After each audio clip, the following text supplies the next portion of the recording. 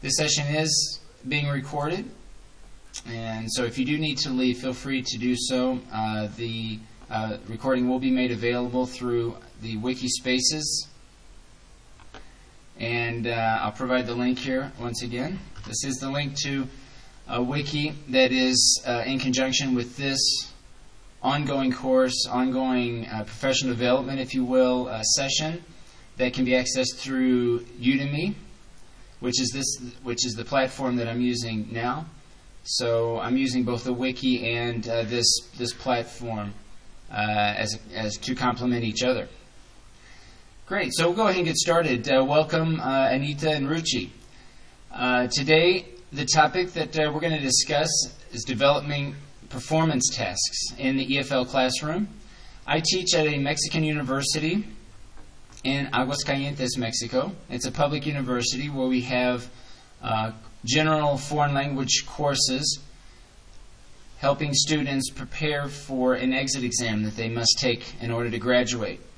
So we have, in the English department, we have over 40 teachers and approximately 1,300 students who enroll each semester. And we offer 8 different levels. Each level consists of 80 hours worth of coursework. And typically our classes meet 1 hour a day, Monday through Friday, for 14 weeks. Or they meet 5 hours on Saturday. So students can take courses here at our university to prepare them for the exit exam. Our courses are not required, but they are offered for free, and the students here can take advantage of the courses as well as our self-access center, where we have different materials that can help them, help them with their studies and their learning goals. So one of the issues that we've been working on in our department is this notion of performance tasks. So we recognize assessing through traditional means, also through tests. We offer 3 different partial exams, and we still implement those. But to complement the exams that we offer, we also want to try to incorporate performance tasks, which allow students the opportunity to integrate the 4 skills through a more authentic type of learning context. So when we talk about performance tasks, and that is what we are going to focus on today, I'll talk a little bit about the theory, and then we'll go through and work and develop a performance task together. Again, the idea is that our teachers learn how to develop performance tasks or adapt other performance tasks to their own particular teaching context, based on their own preference as a teacher, and based on the profiles of their students, based on their needs, their interests, and their learning styles. So when we look at different types of assessments, we typically can categorize them into either formative or summative. And the idea of performance task tends to be more formative in the sense that it's assessing for learning. I've also heard the term or the phrase assessing as learning, where actually assessment and instruction become one. So there's not really a division between the teaching or the instruction in the way in which we assess. It's basically one activity or one effort. Assessment is to inform or transform the students. So it's more looking forward and saying and reflecting on, as a teacher, based on what evidence the students are providing us, how can we adapt our own instruction in the future to account for where our students are. If they need more assistance with the present tense, for example, maybe we need to change our instruction. Maybe the students also need to change the way in which they are studying or preparing. So the idea of adjusting future actions come both from the teacher and the student. It's not just the teacher who needs to change, perhaps. It's also the students. So it's forward-looking. There's a multiple responsibility in the sense, again, it's between the teacher and the student typically. And the teacher role is that of a facilitator or coach.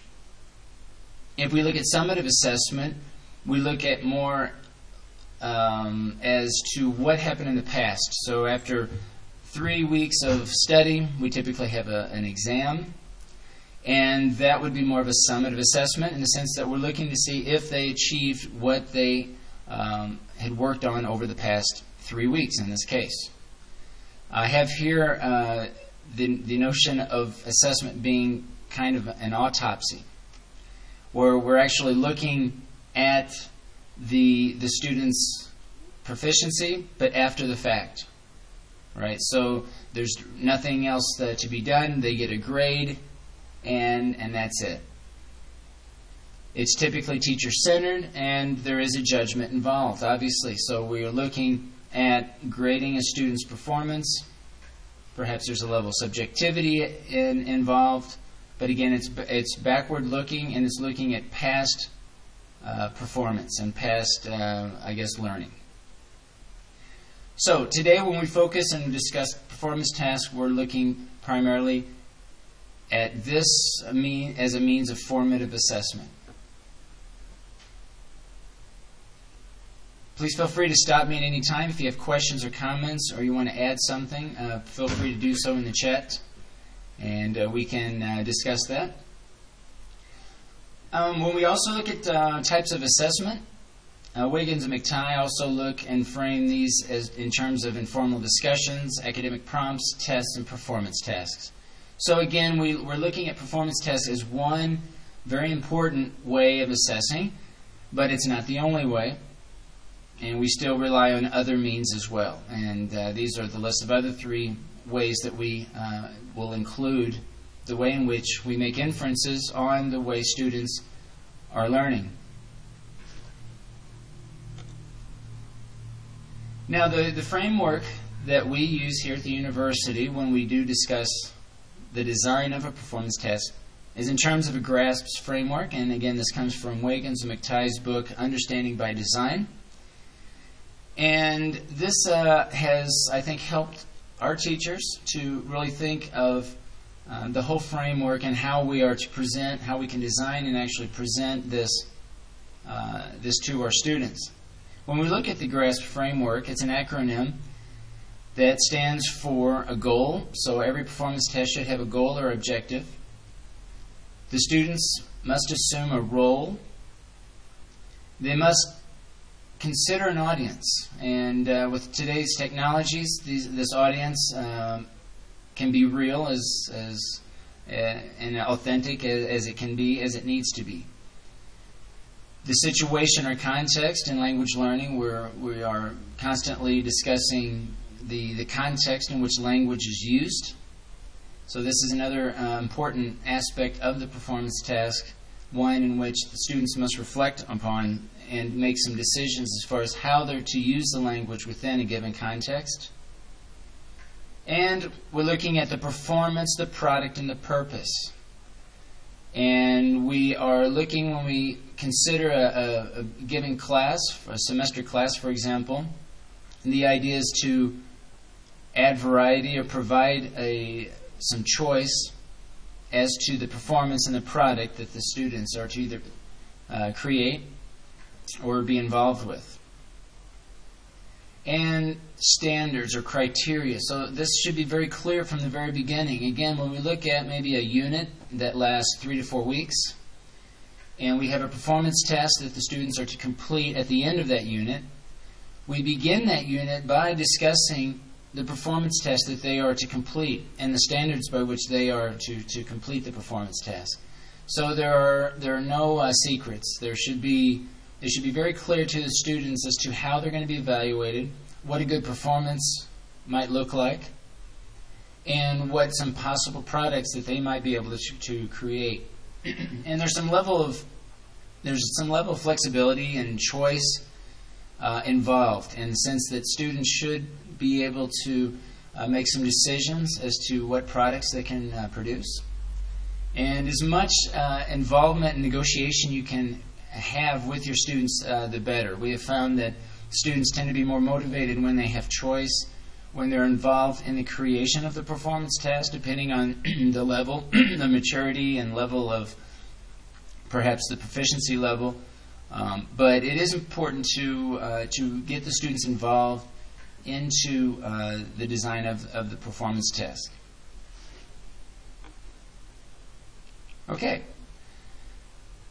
So the last concept that I'd like to share very briefly is the idea of performance tasks and understandings. And again, this is coming from Wiggins and McTighe's 6 facets of understandings, where any given task involves these facets. The student should be able to explain, they can interpret, they can apply, they have perspective, they have empathy and self-knowledge. Now, these performance verbs, if you will, are just one of many. For example, if you can explain, we could also say at the same time, or they could demonstrate, or they could model, or they could predict. In the same vein, if we look at interpreting, we could also say students should be able to critique or evaluate or perhaps tell a story. So the idea here is that we're not looking at single behavioral performance verbs or objectives, that we're really looking at trying to incorporate as many facets as possible with implementing a performance task. So the idea is that we're probably not looking for a performance test that only requires students to have empathy. We would like them to have empathy, maybe have perspective, and apply something, for example. Perhaps we don't achieve all 6 facets, but again, the idea is to try to incorporate as many different facets as possible so that the students have a deeper level of understanding for the big idea that is being addressed. So, any questions up to this point? Again, this is kind of just a very quick overview, a theoretical overview as to the approach with the performance task. And this last notion, even though I'm going over it fairly briefly, is I think very important, because when we look at performance tasks, we're not looking at them to analyze something, right? Typically when we look at behavioral objectives, they're articulated in single, maybe 1 or 2 different performance verbs. So the student will be able to analyze something, or they will be able to synthesize something. We're really looking at as many different performance verbs as possible, and we found that through the process of implementing the performance task, these understandings emerge. And so as the educator, we need to look for those opportunities and try to take advantage of those. So we have some students, for example, that really show empathy, so we can bring that out of those particular students. We have other students who are more analytical and maybe reflect more, and we can draw that out as well of the students. Or maybe we have some creative students who really like to apply different things. So it's really just trying to know your students and to have these understandings really emerge from the experience. Okay, moving right along.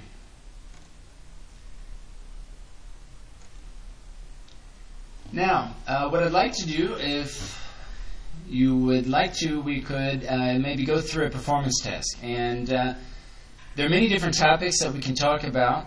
And I threw this example out as travel. If any of you are using course books, in fact, if you are using a course book, you don't have to mention the course book, but if you could type in the chat box, if the courses that you teach, the English courses that you teach, if you use a course book, or if you use a variety of other materials, if you don't follow a particular book and you use different materials. So if you'd like to share that, would be interested to know. Okay, so Anita does blended learning, and by blended learning, Anita, as far as material, do you use material online? Do you use a course book? I'm assuming you have all used a syllabus, so there's a written curriculum that you follow. or maybe not. Maybe that's an assumption. So if you are following a written curriculum, a syllabus, and or if you're using a course textbook, or if you rely simply on the internet, for example, feel free to share that information into the chat box.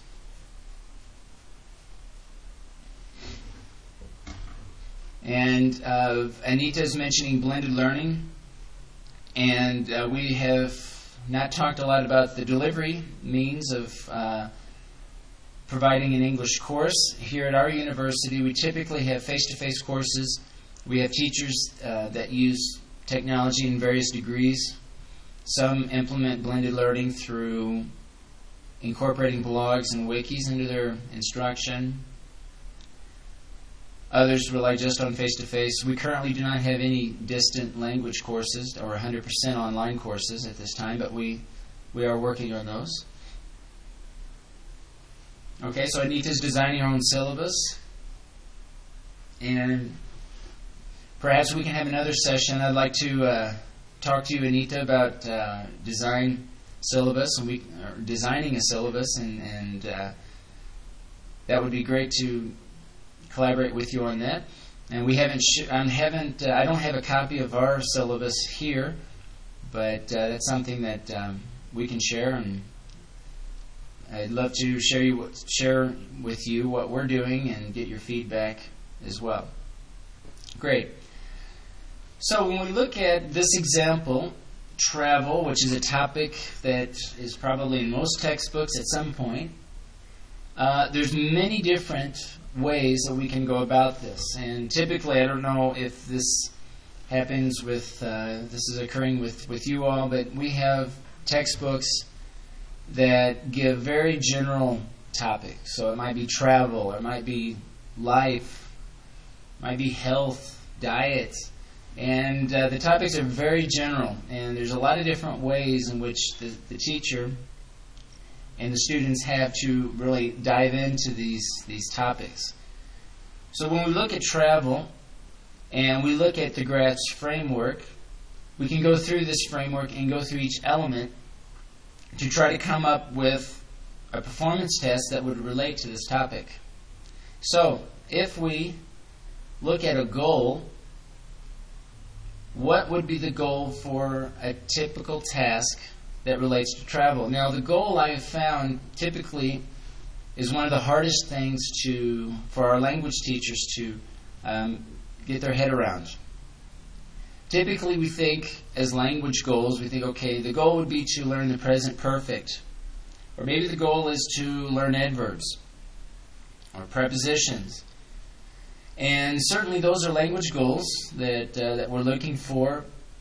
But at this level, when we look at a goal for a performance test, we're typically looking for an objective that is more authentic, or a goal that you might find in real life. And so when we look at travel, what kind of goal might we have, or might the students have, that relates to this notion of travel? So if anyone wants to share some thoughts, what goal would you set if you were going to design a performance test that was based on the topic of travel? So feel free to type into the chat box a goal. What goal might you have for a performance test? I'm going to try to open up a whiteboard.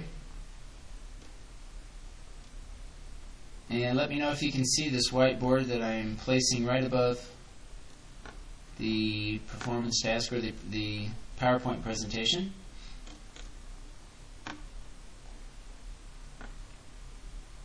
So feel free to add in the chat box to write a short essay on my trip somewhere, okay?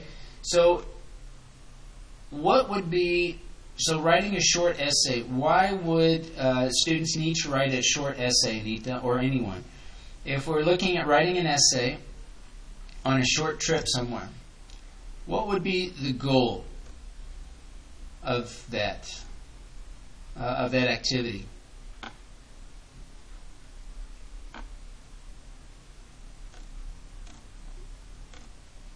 So if you're asking your students to write a short essay on a trip, okay, vocabulary. All right, I'll tell you what. To grammar, great. And these are all good goals as language goals. And I'll tell you what. Let's hold off on the goal, and we'll come back to that.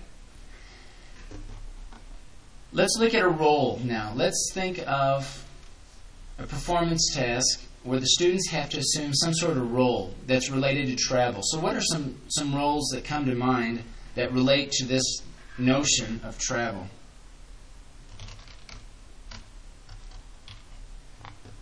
Feel free to type in your thoughts into the chat box. All right, so we have a salesperson. All right, good. So we're going to say role is a salesperson. Now, salesperson, do you mean a travel agent, or do you mean maybe they're selling? Okay, all right. So let's say that the students are a travel agent. Good. Now, if we look at the audience, what might be a typical audience for this performance test? So if the students are assuming the role as a travel agent, what might be the audience, or who might be the audience? Who would be interested in chatting or talking with a travel agent? Okay, ESPL learners. Any other thoughts? Any other particular audience? Now think of who would actually go and think of a travel agency, right, where maybe a travel agent works, and somebody comes in. Who would be a typical person or audience that would come into a travel agency to talk with a travel agent? Tourist. All right, I like that one. So we have a tourist and we have a travel agent. So the students are assuming the role of a travel agent, and the audience that they have to address is a tourist. Now, we might even get more specific. We might even say, okay, if we're in Mexico, maybe it's a tourist from another country, and we could even identify that other country if needed. It could be an American. It could be a person from the UK. It could be someone from any part of the world, but we could even identify more specifically the audience. But let's use this example that Anita's provided as a tourist. Now we have to create a situation or context. So what might be a possible situation or context that we have to that the students have to work in? Any ideas? Again, feel free to offer your thoughts into the chat window. What might be a situation? Going on a weekend trip, all right? So let's use that. So we have a tourist who wants to go on a weekend trip.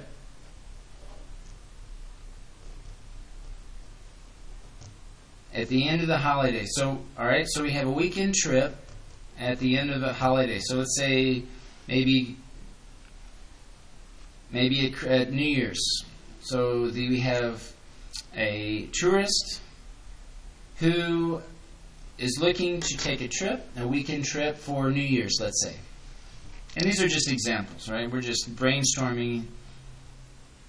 And so we're going to narrow it down to New Year's Eve. And the tourist, can we think of maybe a possible, now given this context or situation, can we be more specific on the tourist? What do you think? Who might be interested in taking a weekend trip to a New Year's party, perhaps? All right, there we go. Newly married couple. All right, great. So we have our tourists, our audience now is a newlyweds. Okay, they're newlyweds. Excellent. So we have newlyweds. The students are going to assume the role as a travel agent.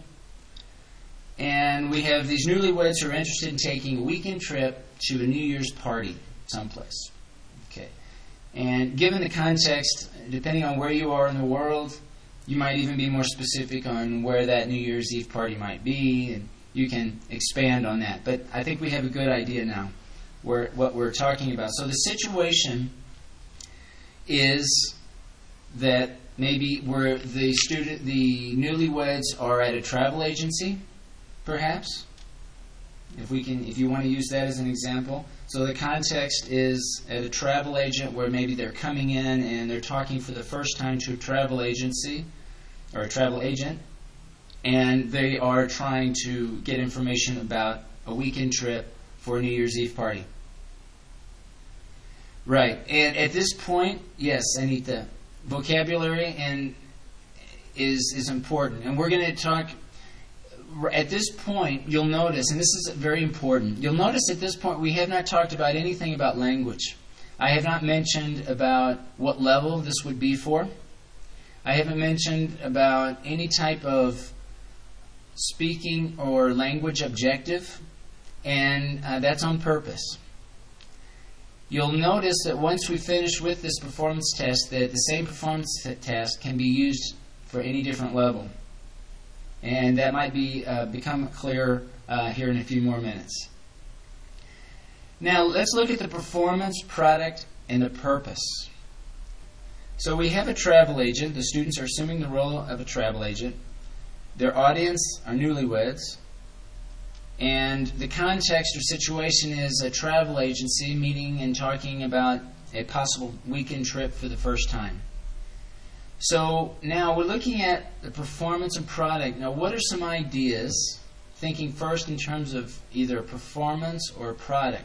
What are some examples of performances or products or products that might be useful for this type of performance test? All right. Any ideas? Any ideas about what? Think in terms of, for example, the product. Anything that the students might create in this performance test that would be useful given this topic of travel.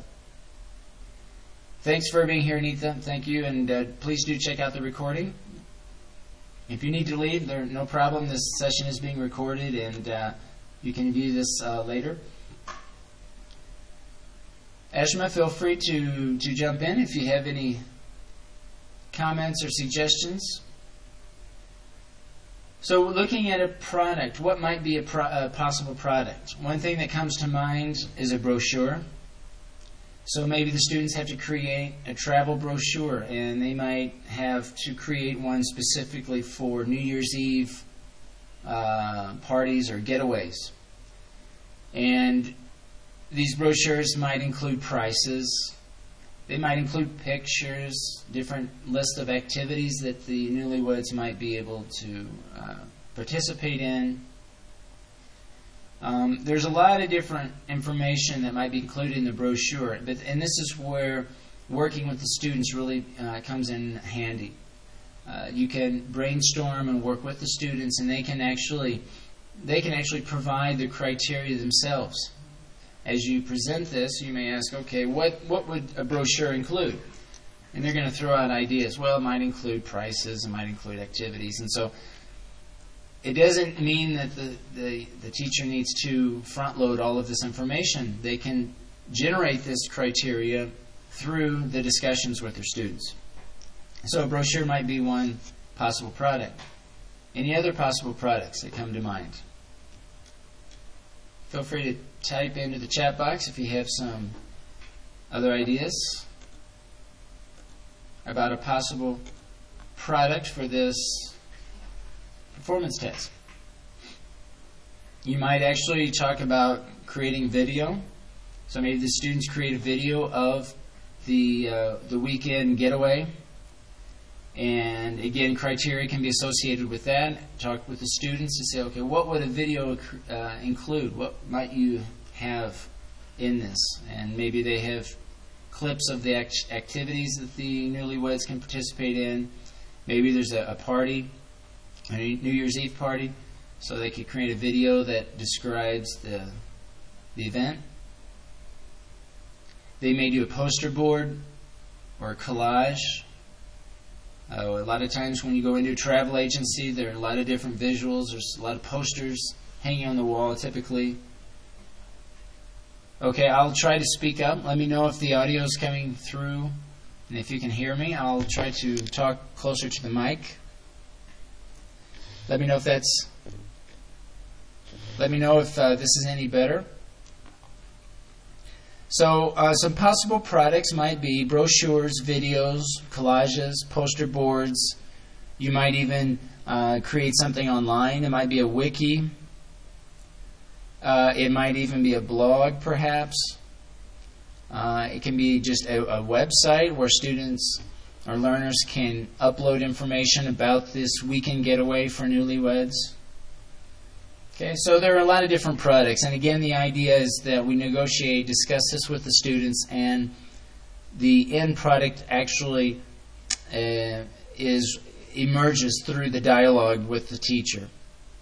And they're also given choice. So you may say, okay, who wants to do a video? Who wants to do a brochure? Who might want to do a collage? And they have a choice. Now the performance, again, what type of performance? All right, will it be a role play? Will it be maybe it will be it could be a simulcast. It can be something online, maybe an online broadcast. Could be the performance.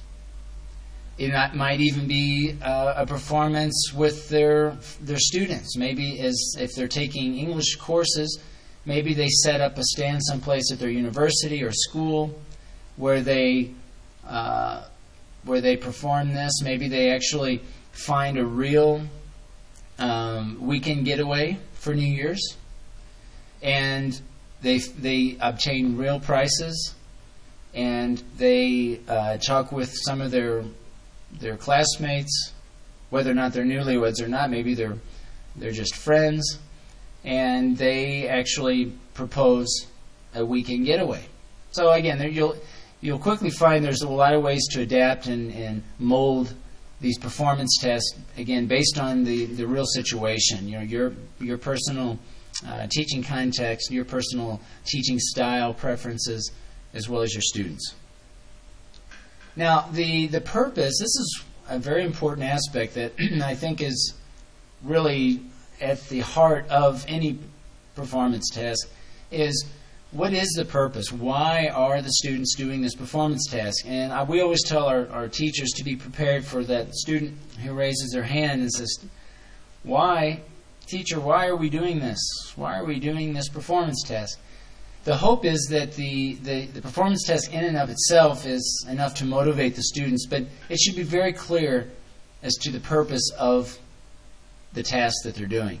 And in this case, the purpose would be perhaps to find a good deal, find a good getaway package for newlyweds, or it could be just friends or family, but that there is a purpose in doing so. Okay, the final criteria is standards, and how will you evaluate? What are your expectations as the teacher, and as far as what your students should complete? And Anita's mentioned a lot about vocabulary, and this is where vocabulary, language, and understanding come into play. This is where you have an opportunity as the EFL or ESL educator to articulate what language you are looking for. And this will be dependent on the level of students. And this will also depend on the maturity level, if you're teaching adults or kids, for example, or young adults. So, for example, you may say, I am looking to make sure that you can use the present perfect, that you are speaking fluently. If it's writing, I'm looking to see that you can develop a paragraph. Or I'm looking to see that you can identify different adjectives, or you can use adjectives or adverbs.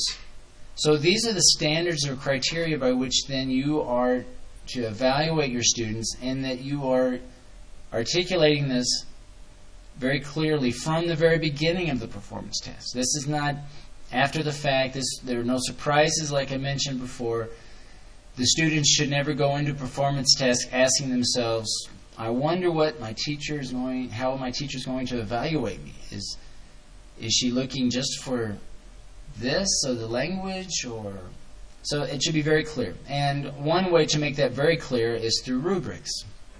And so we use rubrics quite a bit here. Rubrics are shared with the students again from the very beginning of the learning progression to make sure that they understand what they are to prepare for.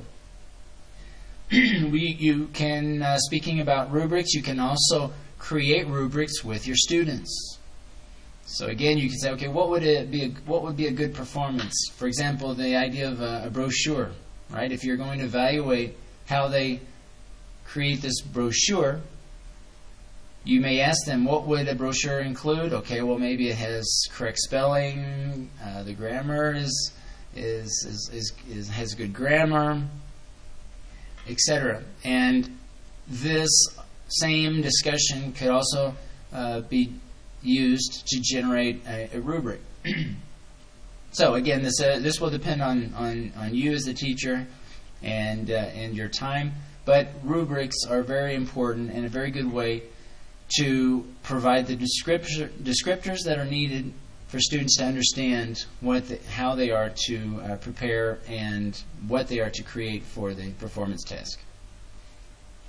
So in the idea of a travel, in this particular context where we have a travel agent who's working with newlyweds in designing a weekend trip where they are to maybe create a video, brochure, maybe a poster board, the criteria is going to vary depending on the level. If it's level 1, the criteria is going to look very different than if the class were a level 8 or advanced level.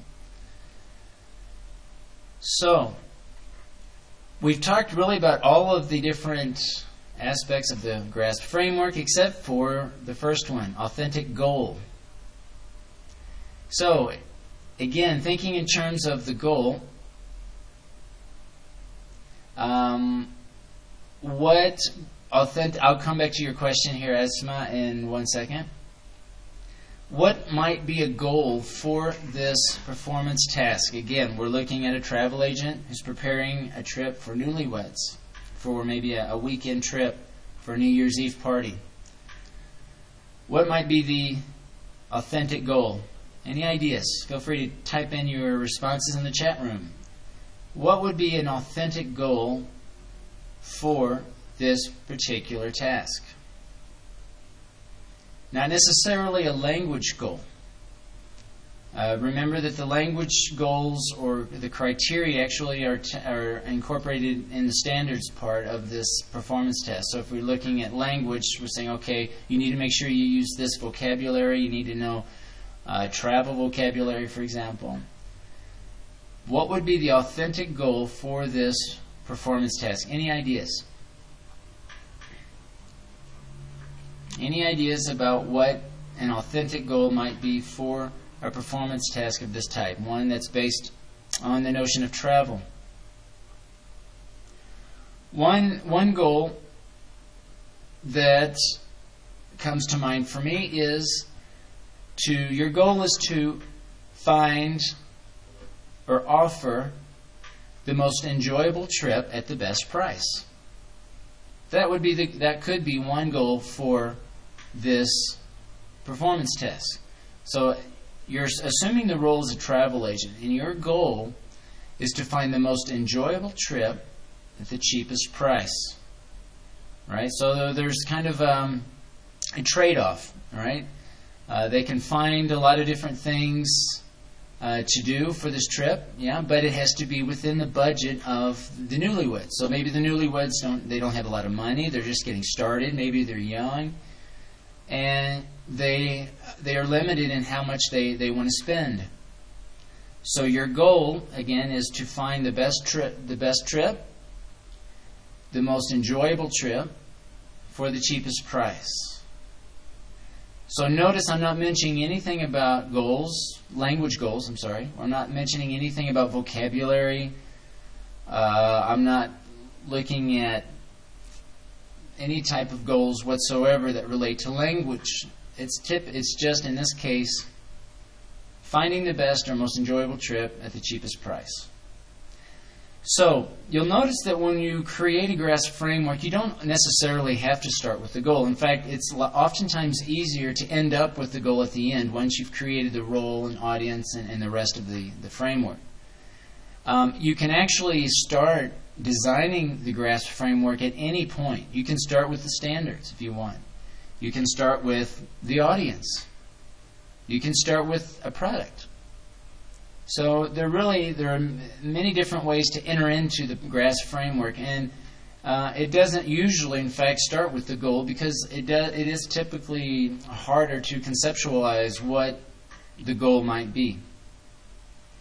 So this is hopefully makes it a little bit clearer about what we are talking about when we look at performance tests in the English language learning classroom.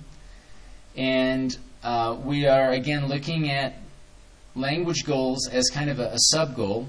Actually, the language becomes a means to an end, and that end typically is some authentic goal.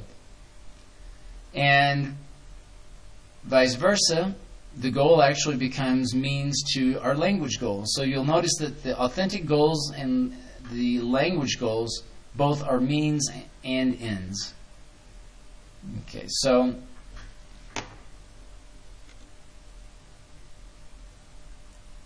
all right. So here are some references that were used for this particular presentation, and I hope that it's a little clearer about what we're thinking in terms of performance tasks, and certainly would like to hear more from you in the future.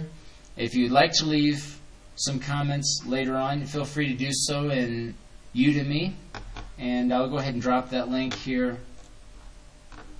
I have a page here in Udemy, and so feel free to join, add comments in the discussion tab, and here's the link to that. And I'll provide the link as well to my Collaborative Understandings wiki, where you're encouraged to, again, add comments and contribute in any way you would like. So the second link is the link to the wiki. And I appreciate both of you, all of you who were here during the live session, and I thank those who are watching the recording.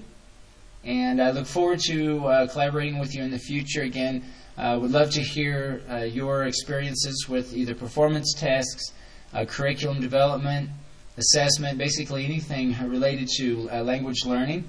That is what I'm interested in, and I'm certainly willing to share any experiences that I have. And again, would love to hear from you in the future. So I thank you all for being here, spending your time with me and sharing your ideas and thoughts. And this will conclude this session. Again, thank you very much, and bye for now.